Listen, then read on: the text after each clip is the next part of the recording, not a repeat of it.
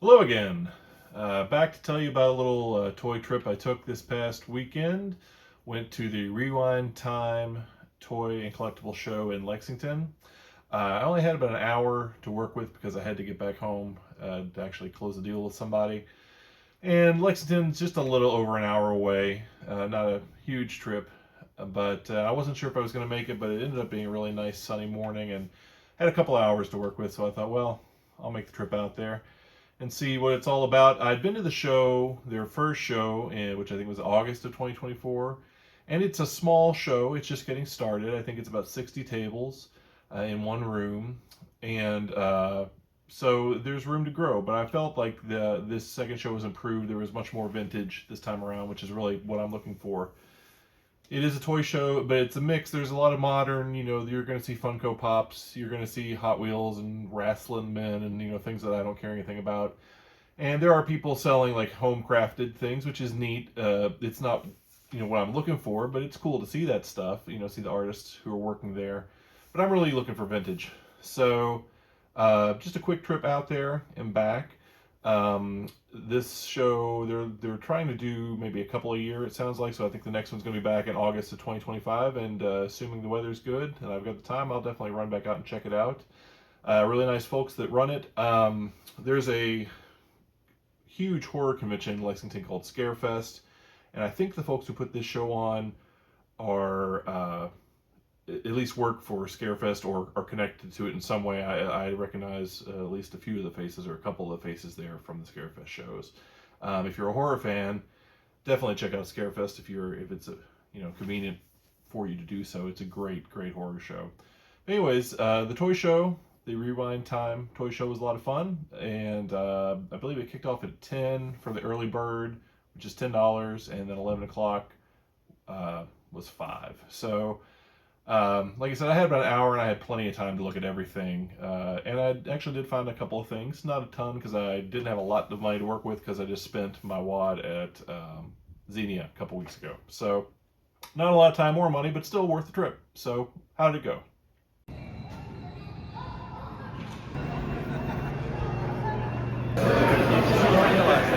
And people don't realize that with service dogs, they are just as finicky as humans can be.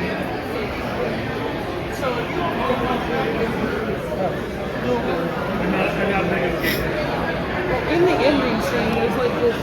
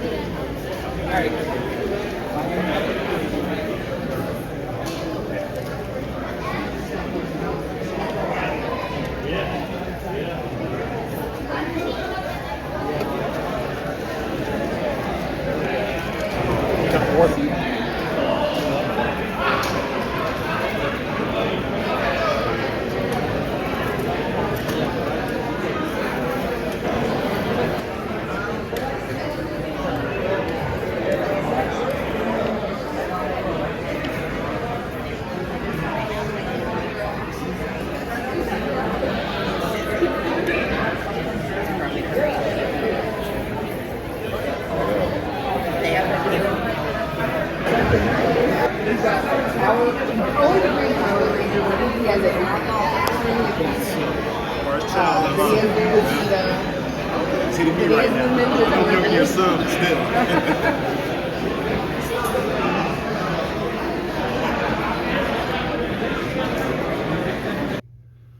All right, so I didn't pick up anything incredibly exciting, but just some cool little things.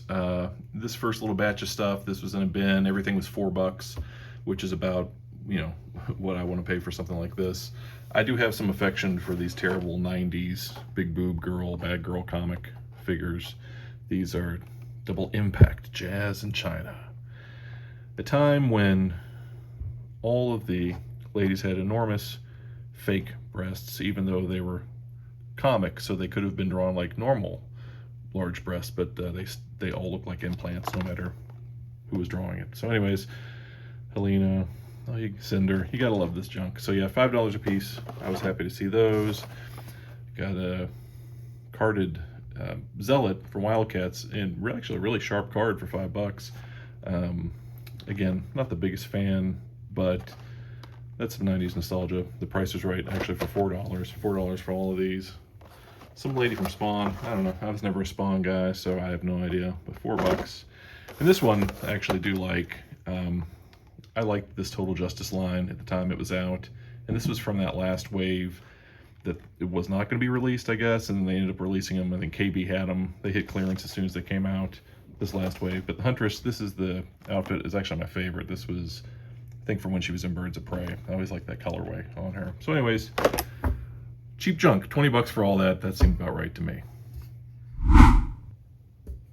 All right, next up, I did some digging in the $5 bins. Didn't find much. There were a lot of turtles and wrestling men, but I did find this Chuck Norris ninja figure, pretty clean. And one of these Masters of the Universe knockoffs. These were, Galaxy Warriors, Muscle Warriors, Galaxy Wrestlers, I don't know, all this Sun Gold, Rimco, all that stuff. But anyways, for $5, those are always fun to pick up and throw in the back of a bin somewhere and look at it again in 30 years.